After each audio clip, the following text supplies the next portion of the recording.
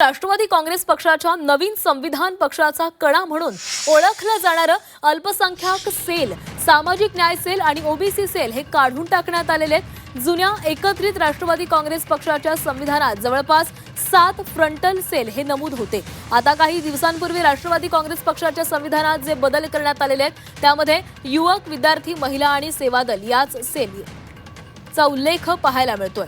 आणि या संदर्भात अधिक बोलणार आहोत आमच्या प्रतिनिधी सीमा आढे आपल्यासोबत आहेत। सीमा, राष्ट्रवादीच्या संविधान पक्षाचा कणा म्हणून जे ओळखले जातं ते म्हणजे अल्पसंख्याक सेल, सामाजिक न्याय सेल आणि ओबीसी सेल, मात्र आता हे काढून टाकण्यात आलेत। काय अधिकची माहिती आहे?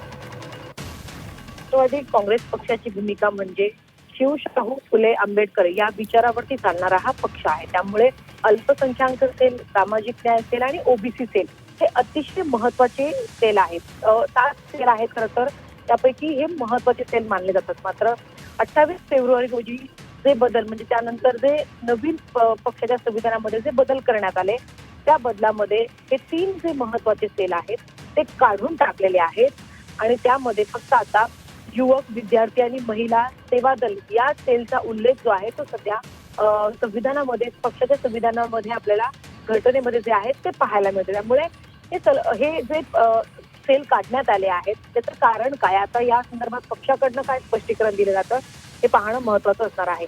मात्र जी माहिती मिळते त्यानुसार हे जे बदल करण्यात आले, जे महत्त्वाचे पक्षाचा कणा म्हणून ओळखले जाणारे जे सेल होते ते काढल्यानंतर सुनेत्रा पवार यांनी पत्र लिहित आयोगाला असं म्हटलेलं आहे की जे सेल काढण्यात आलेले आहेत ते काढण्यात येऊ नये अशी विनंती त्यांनी पत्राद्वारे केल्याचं कळत आहे। त्यामुळे काय नक्की स्पष्टीकरण महत्वाचं असणार आहे। मात्र सगळ्यात मोठी आणि महत्वाची माहिती आहे की ओबीसी, अल्पसंख्याक आणि सामाजिक सेल काढण्यात आलेले आहेत। हो, नक्की सीमा, धन्यवाद दिलेल्या सविस्तर माहितीसाठी।